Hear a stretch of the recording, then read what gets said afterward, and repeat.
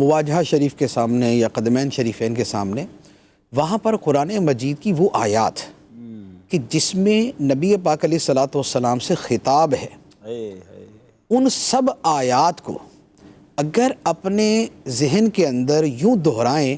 کہ کلام الہی نازل ہو رہا ہے علی قلبی کا، فَإِنَّهُ نَزَّلَهُ علی قلبی کا، بے شک جبرائیل نے یہ قرآن اے حبیب تمہارے دل پہ نازل کیا ہے، اس کیفیت کو سامنے رکھتے ہوئے اب اگر پڑھیں گے نا، یا ایہا المزمل قم اللیل الا قلیلا نصفہ او انقص منہ قلیلا او زد علیہ ورتل القرآن ترتیلا انا سنلقی علیک قولا ثقیلا، یہ اچھا، یا جو اور دیگر آیات ہیں، یا ایہا المدثر قم فانذر وَرَبَّكَ فَكَبِّرْ وَثِيَابَكَ فَطَهِّرْ یاسین والقرآن الحکیم طٰہٰ ما انزلنا علیک القرآن لتشقی، یہ آیات مبارکہ کہ جس میں ڈائریکٹ خطاب ہے، ویسے تو پورا کلام ہی خطاب ہے لیکن جس میں مخاطب بھی اس میں نبی پاک علیہ الصلوۃ والسلام ہی کی ذات ہے،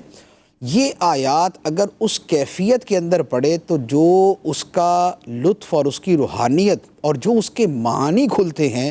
وہ سبحان اللہ، اس کا رنگ ہی کچھ اور ہوتا ہے۔ اسی طرح وہ آیات مبارکہ کہ جس میں صحابہ کرام کے بارے میں، جو صحابہ کرام کے بارے میں فرمایا نا کہ والسابقون الاولون من المہاجرین والانصار، اور اس کے علاوہ لقد رضی اللہ عن المؤمنین اذ یبایعونک تحت الشجرہ، تو اب یہ آیات مبارکہ پڑھتے ہیں اور یہ تصور کرتے ہیں کہ یہیں تھے، یہ وہ لوگ یہیں تھے، وہ ہستیاں یہیں تھی، یہ ایک صف یہاں بنی ہوتی تھی، ایک یہاں ہوتی تھی، ایک یہاں ہوتی تھی،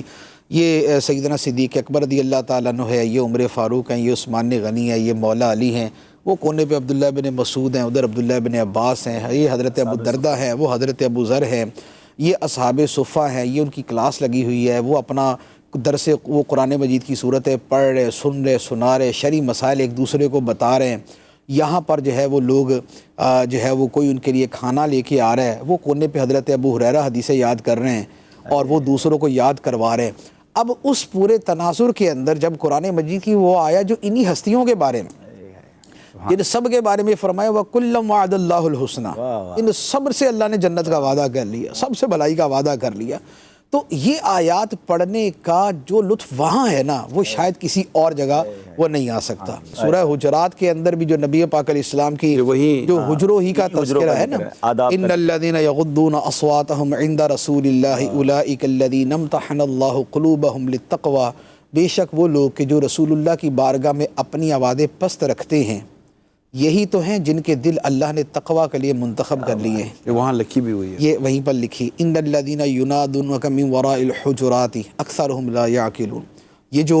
باہر سے آوازیں دیتے ہیں انہیں سمجھ نہیں ہے۔ ولو انہم صبروا حتی تخرج الیہم لکان خیرا لہم،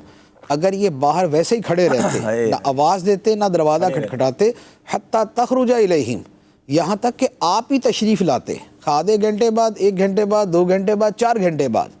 جتنا بھی انتظار کرتے یہ کھڑے رہتے، آپ تشریف لے آتے، لکان خیر لہم، یہی بہتر ہوتا ہے ان کے لیے کہ جتنی دیر وہاں کھڑے عبادت میں کھڑے، وہ آیت جتنی دیر وہاں کھڑے ہیں اتنی دیر گویا جو ہے جو قیام کا ثواب ہے وہ ان کو وہاں پر حاصل ہوتا ہے۔ انتظار کس کا ہے؟ تو وہ جو آیات ہیں جن میں سرکار صلی اللہ علیہ وسلم کی بارگاہ میں جب حاضر تھی، کھانا کھا چکتے ہو تو تم چلے جاؤ،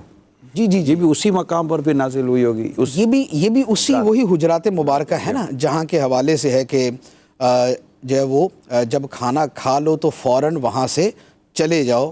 اور وہاں بیٹھ کے باتیں نہ کرتے رہو، کیونکہ یہ بات جو ہے ان ذالکم کان یؤذی النبی فیستحیی منکم، کہ یہ بات نبی کے لیے تکلیف دہ ہے کہ وہ تم سے کہیں کہ میں کھانا کھا لیا تو چلے جاؤ، فیستحیی منکم، تو وہ تمہارا لحاظ کرتے ہیں، حیا کرتے ہیں، لیکن واللہ لا یستحیی من الحق، لیکن اللہ حق بیان کرنے سے حیا نہیں فرماتا، وہ نہیں رکتا، اس کا یہ حکم ہے کہ کھانا کھا لیا تو اب چلو، آداب مصطفیٰ، آداب دربار بارگاہ مصطفیٰ صلی اللہ علیہ وسلم۔ مصطفی صلی اللہ علیہ وسلم۔ سبحان اللہ، سبحان اللہ۔